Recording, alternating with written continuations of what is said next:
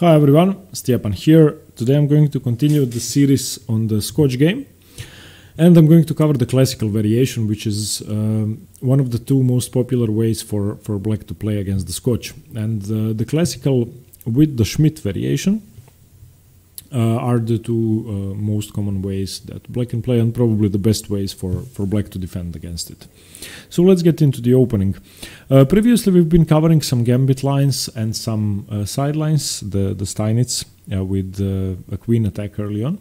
And now we are going to focus more on sensible variations, or what you can call the main lines. So after e4, e5, knight to f3, knight to c6, d4 by white, e takes d4, knight takes d4, and now it's black to play, black to choose the variation. In the next video we are going to be covering the Schmitt variation with knight to f6, which is probably the most popular way to play again amongst grandmasters, and it was pioneered by Anatoly Karpov, the modern theory of it, because he was the one who faced Garry Kasparov with his novelty, the Scotch.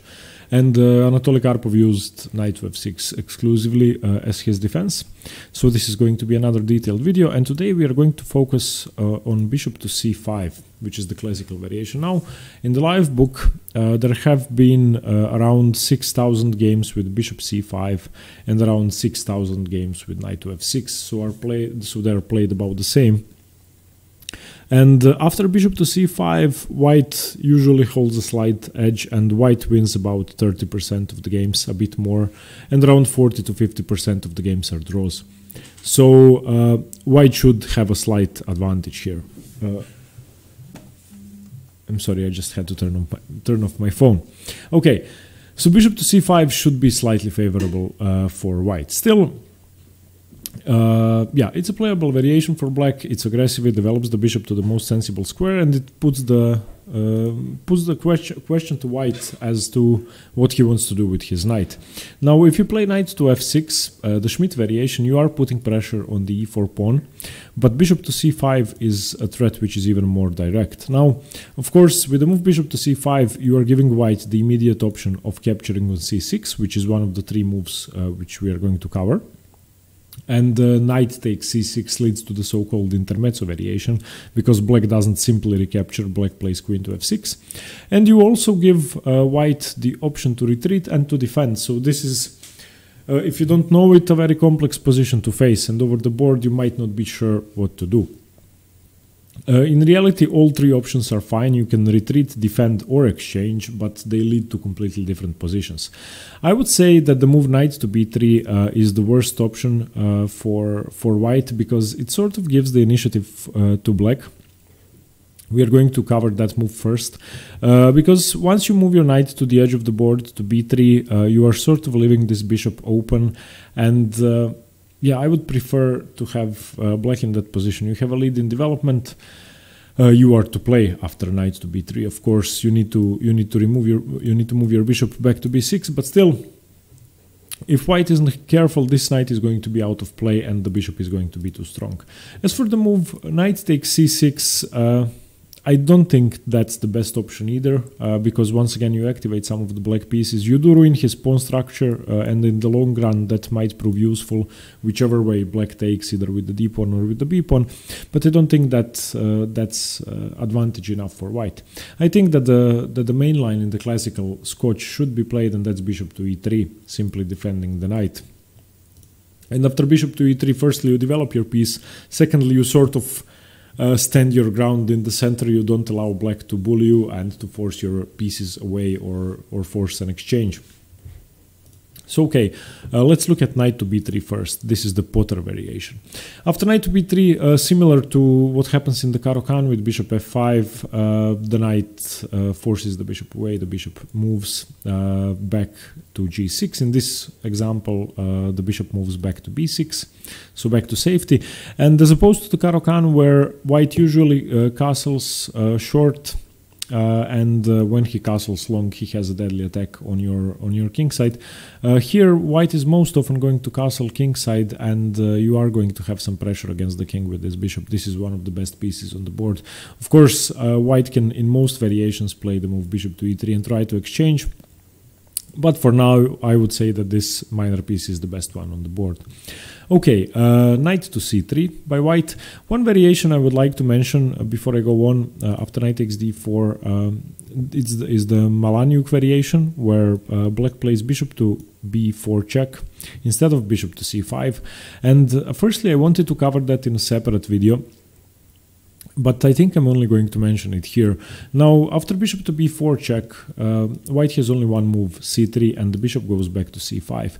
And after bishop to c5, you have the same variation with the pawn on c3. And the point of bishop b4 check is that black is depriving white's knight the c3 square. So he argues that that's the best way to play. After the move bishop e3, for white and the move bishop to b6, you sort of have a similar variation with the pawn inserted on c3. Now in this variation, after knight to b3, bishop to b6, knight to c3, knight to f6 is played by black, the situation is different, and you can see that white did manage to develop his knight to c3, which is a very strong central piece. So after knight takes d4, one idea which could confuse the normal Scotch player is the Millenium Variation, which isn't that common, and this variation where he has to play c3. If he plays knight to c3, you transpose to the Schmitt Variation, which is a slightly better game for black here with knight to c3. So c3 basically has to be played, and after knight to c5, bishop e3, bishop b6. Of course, there's no knight c3, so you could argue that black did manage to accomplish something. But let's go back. Knight takes d4, bishop c5 without bishop b4 check. Knight b3, bishop b6, and now knight c3. Of course, there is no way that white is going to play the move c3 here, which sort of makes the Malonic Variation very strong.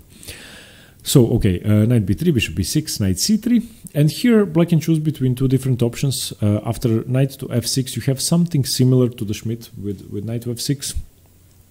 And d6 is the second most popular move. One other sideline I would like to mention after knight to c3 is the move queen to f6, which isn't something players with white have to be concerned about, but still it should be given a mention.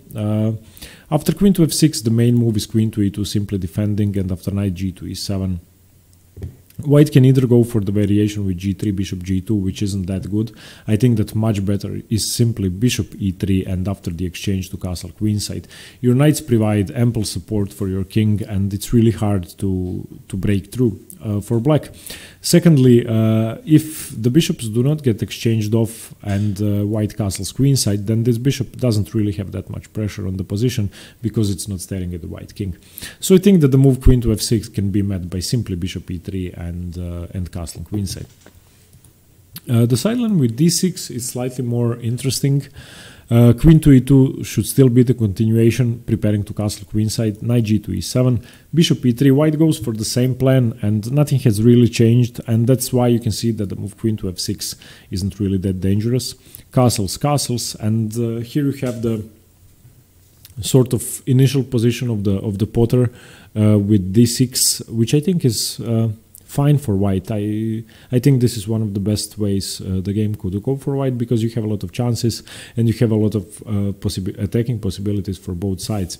White has some thematic breaks here with f5, but white can counterattack with f4, f takes e4, g3, preparing to recapture the pawn later on. Nothing really major going on in the position, and this pawn advance does help white's attack.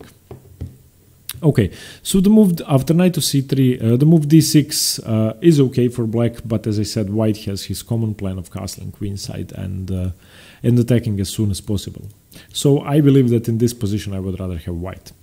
After knight c3, knight to f6, the position once again continues with queen to e2, preparing bishop to e3. Castles, but now after castles, there is one more way for whites to play. White could play bishop e3, but the most active move is bishop to g5. Bishop g5 pins the knight and in many positions threatens the move e5. Of course, once the king has castled and the rook has the e8 square and the queen is in front of the king, it's not really a major threat, but it should be always kept in mind. h6, chasing the bishop away to h4. a5, preparing to dislodge the knight, so a4. And now knight to d4, attacking the queen, attacking the knight, queen to d3. Knight takes b3, c takes b3. And this variation, believe it or not, is one of the rare variations in the Scotch in which black is better, and this is why I think that black should remember it and actually memorize it, try to use it in his own games. So basically, if white goes for the Powter variation with knight to b3, this is almost unavoidable if black knows what he is doing. And here you can see that white has a sort of weak e4 pawn, which could be used as a weapon, but not yet, while the king is in the center. White has a completely destroyed queenside pawn structure, which can be utilized in the endgame. And white is behind in development. White hasn't castled yet. So I think that, well, the engines think this is slightly better for black, but I think it's, for humans, it's even, the advantage is even bigger, and I would much rather have black here. So let's just go over it once again. So after knight takes d4, bishop c5, the classical. If white plays knight to b3, I would advise bishop b6, of course, and after knight to c3, the move knight to f6. Preparing to castle as soon as possible and trying to provoke the move bishop g5, which doesn't really do much. Queen e2, castles, bishop g5, h6, chase the bishop away to h4, and now continue with a5, provoking the move a4. If a4 isn't played and black plays a4, then where does the knight go? So a4 has to be played, and now knight to d4 is a very strong move. If white decides to take, then you will be threatening to take on c3, ruin the pawn structure this way, and you are going to have a very strong central bishop.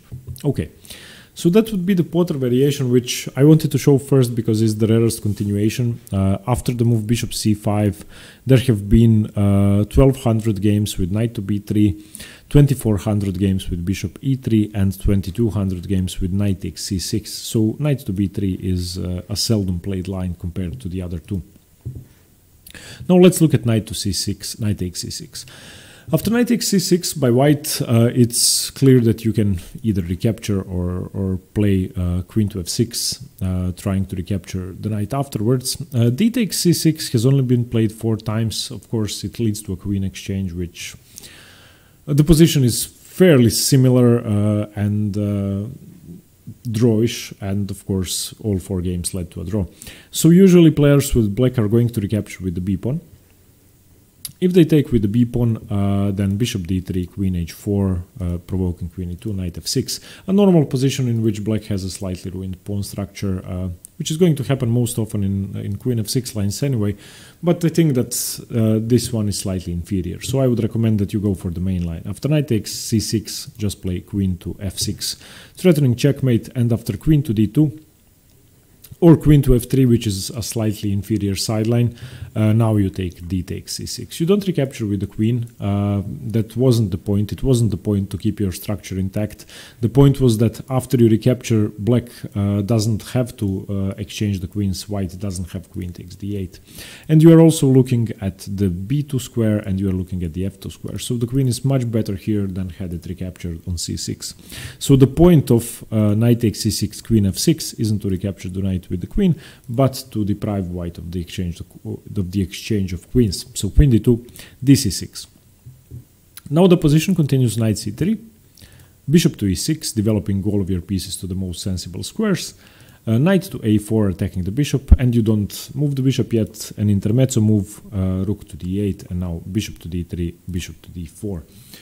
Bishop d4 might seem a bit strange, and during the game, if I didn't know this position, perhaps I would be reluctant to play it, but it's an okay move. Once and if c3 is played, then you can return either to b6. Yeah, you can return to b6. If you go to e5, then f4 is of course a very strong move, and you might lose the game. So yeah, it might seem provocative, but c3 is a weakening move, and you could be in trouble with white if you play that. So the main move is castles, b5, now making a square for the bishop, knight c3, knight e7, a4, b4, and now knight to e2 attacking the bishop, c5 defending the bishop, knight takes d4, queen takes d4. And this is the starting position basically of the intermezzo variation. And once again, I prefer black slightly. I think black is fine in this position, not because the engine thinks so, because the engine sort of likes white here, but because I think that the queen and the rook provide a lot of activity, and of course the c4 move for now is threatening to win the position because the queen is hanging. And I think that there are a lot more attacking prospects for black than there are for white. If you turn on the engine, this is supposed to be almost +1 for white. But yeah, as I said, I think it's easier to play for black. So let's just go over the variation once again. So from the top, e4, e5, knight f3, knight c6, d4, e takes d4, knight takes d4, bishop c5, the classical. And we were looking at the move knight takes c6. Remember not to recapture immediately unless you really want to draw. Then you can take dc. But yeah, white is just going to exchange the queens off and be slightly better. Queen f6 is much better try. Queen d2 defending. Queen f3 can be played, but then bc6 is the most common move, leaving the option of d5, and you are now threatening to simply ruin white's pawn structure, so queen d2 is better. dc6, knight c3 by white, bishop e6, knight a4, rook d8, bishop d3, bishop d4 castles, b5 chasing the knight away, knight c3, knight to e7, a4. If a4 isn't played, then black sort of gets a free hand on the queen side, so a4 is a critical move. b4, knight e2 and c5. This is the position you need to remember. An exchange happens, queen takes d4, and white needs to sort out the problem of the pin immediately, and yeah, black stands according to the engine's worse, but I think for humans it's easier to play. Okay, now let's look at the main move. The main move is bishop to e3. Bishop to e3 simply defends the knight. And now you get to play a tempo move, sort of, queen to f6, putting further pressure on the knight.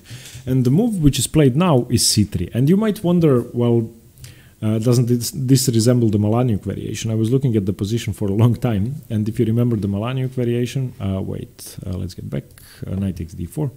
So bishop check, c3 here. After bishop to c5, the main move is bishop to e3, and now in the same position, black doesn't play the move queen to f6. This has actually never been played. Black plays the move bishop to b6, guarding the bishop, and I was wondering why that is so, and I figured that after c3 has been played in the Malonic variation, where c3 is played immediately, it doesn't really make sense to play queen to f6, even though the position is completely identical. If you look at this is the Malonic variation, bishop b4, c3, bishop c5, bishop e3, queen to f6, the Malonic variation. And now let's look at the classical variation, knight takes d4, bishop c5, bishop e3, queen f6, c3. It's a completely identical position. The point is that in the Malonic variation, where c3 has been played early, black doesn't continue with the move queen to f6 because the knight is already defended. In the classical, after bishop to e3, queen to f6, white only now plays c3, and black basically wishes that his queen weren't developed to f6, but that he can now have an extra move to play something else. If that makes any sense. It was complicated for me too, but I did manage to figure it out after a while. So basically the move queen to f6 provokes c3 once again, and after c3 has been played, black wishes that he can just go back. So in some sense the move queen to f6 doesn't really work. And I was looking, well, what are some other moves which black can play here? And basically bishop to b6 is the second most popular option, but queen f6 has been played 2300 times, bishop b6 has been played 65 times, so by far the most popular move is to provoke c3. So after queen f6, c3 is provoked, and now you continue with knight g to e7, leaving your queen on f6. Okay, after knight g to e7, white should continue playing active chess, because in this line, after bishop c5, since you didn't go for knight to b3 or taking, you decided to go for bishop e3. Then after queen f6, c3, knight g to e7, you should keep playing active chess. And then bishop to c4 makes a lot of sense, trying to put pressure on black's position. And this is where the main line of the classical Scotch branches out. There are three moves for black here, and all three are interesting. I just want to mention a sideline first, which sort of seems scary but is playable, and that's the move b6. After b6, it's clear that you want to fianchetto your light-squared bishop on b7, putting pressure on the e4 pawn and on the long diagonal. White should simply castle, and after bishop b7, continue with f4, expanding on the king side, which now does make it harder for black to castle kingside because these pawns do look fairly scary. Instead of that, black castles queenside. And this is, I think, the most aggressive variation of the Scotch apart from the gambit lines, which we have been covering in the previous videos. I think that this position is so rich and there's so much attacking potential for both sides, and it's so easy to lose it for both sides. Firstly, white has these tremendously strong pawns on f4 and e4, which could end up winning a piece in a matter of moves. And on the other hand, black has these monster bishops on c5 and on b7, which are staring directly at the white king. And in conjunction with the f6 queen, it could prove deadly for white. So this is something that I would study carefully if I were black here. Okay. The other two moves which we are going to look at are knight to e5 and castles. Castles is the second most popular move. Castles on move 7 for black, white castles, bishop b6, once again saving the bishop sort of, because the bishop was attacked indirectly. Knight to a3, queen to g6, putting pressure on e4. Now knight takes c6, d takes c6, rook to e1. After rook to e1, of course, you cannot take the e4 pawn. It's now defended because bishop takes b6. So bishop g4 is the main move, provoking f3. And after f3, rook a to d8, gaining a tempo on the queen. Queen e2, bishop e6. And this is, I would say, the starting position after castles. One thing I think black has managed to achieve is provoke the f3 weakness, which has significantly weakened this diagonal towards the king. And if the dark squared bishops get exchanged off the board, then the e3 square and the f2 square are going to become weak. And you can imagine the knight hopping in, for example, into f5 or looking at some of these other squares. And imagine the knight on f5 and the queen here. It could be pretty scary. So this bishop is something that white ideally doesn't want to exchange, but it's really hard because it's pinned to the king. Okay, in fact, white now continues with bishop takes c6, queen takes c6, tries to relieve some of the pressure from the board, but black is still going to exchange this piece and try to take over the file.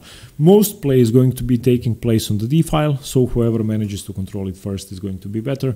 After the exchange on e6, though, the a2 pawn is slightly tender, so I would always give a slight advantage to black here, even though the engines, you can see it if I turn on the engine here, the engines prefer white slightly, which I can't really see, because I think that white has one misplaced piece and one weak pawn, and one piece which is inevitably going to be traded off, which white cannot keep on the board. Okay, so that's the move castles. After bishop c4, however, the main move is knight to e5. Knight to e5 puts pressure on the bishop and asks the bishop to move. And I think that should be the way for black to play, because if white is trying to play active chess with bishop c4, you should try to restrain him. So now the bishop is forced back.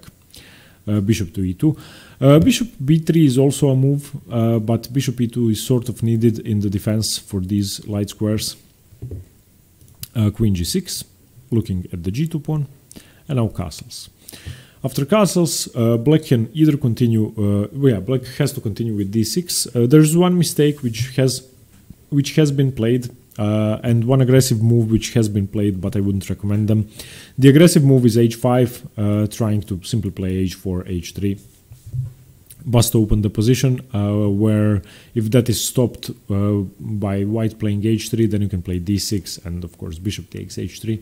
So it could work, but it's sort of gambling, because if white plays correctly, h5 isn't really that scary. And the mistake which you shouldn't really be making is queen takes e4, even though it might seem to win a pawn. After the move knight b5, you are in trouble. Your bishop is hanging, your c7 pawn and your exchange are hanging, or your whole rook are hanging. So the best continuation is bishop takes e3, and now knight c7 check, king f8, knight a8, bishop f4, knight d2, and well, white is slightly better, but once again much easier to play for white, and I think that it's almost inevitable that white is going to consolidate and be better here. So queen takes c4 shouldn't really be played. After knight b5, bishop takes c3, knight takes c7, king f8. This position is winning for white. Okay, the continuation you should choose though is simply d6, trying to develop your pieces, opening up your light squared bishop, consolidating your center and defending your pieces, your knight and your bishop.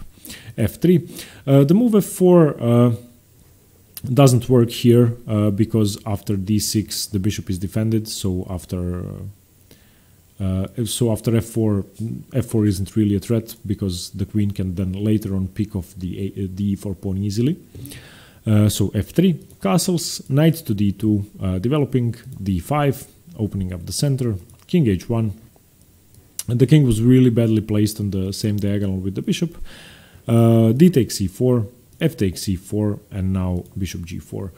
Once again, the d6 pawn is no longer here, so queen e4 was once again a mistake. Bishop g4 is a better move. Bishop f4, putting pressure on the knight. Bishop takes c2, queen takes c2, bishop d6, rook a to d1, rook a to d8. And believe it or not, there are still some games from this position. This is still theory, grandmaster games. And this is probably the most heavily trodden variation of the classical Scotch, which you have to know. And if you look at the nature of the position, I have a few conclusions which I managed to draw from this. White has a permanent weakness on e4, which is really hard to get rid of. On the other hand, black has a queen which seems to be aggressive but isn't really doing much. And lastly, there is a lot of minor piece tension in the center and it's really tactically complex. So I think that this position, I wouldn't say don't play it if you're a bad player. I want to say play it if you're a bad player or if you're a beginner, because it's great for sharpening your tactical abilities, and this position could improve your calculation skills significantly. I think that this is very complex and very hard to play and hard to find the right moves every time. In fact, probably most players are going to be wasting a lot of time in these positions, which makes them very interesting to play. So, to conclude, I think that the classical variation of the Scotch is, well, it's a vast opening. Firstly, there are three main branches on move 5, which you need to know. And if you play it with black, you basically allow white to decide, and you need to be prepared for all three. Knight b3, I think, is better for black. Knight takes c6, I think it's easy for black to play after queen f6, and you have sensible, easy plans. And bishop e3 is the most complicated variation, in which you need to be careful and you need to know a lot of theory. So my advice would be pick up a few books on the Scotch, use this video only as a brief introduction, and try to study the variation deeper. And finally, take at least 10 or 20 games for each move on move 5 and try to see what the strong players play. You can find the games in any database, even on Lichess. So yeah, to end the video with, thank you for the support, everybody. It really does mean a lot. Thank you for the comments. Let me know what you think about the variation, and stay tuned for more chess. Thanks. Bye-bye.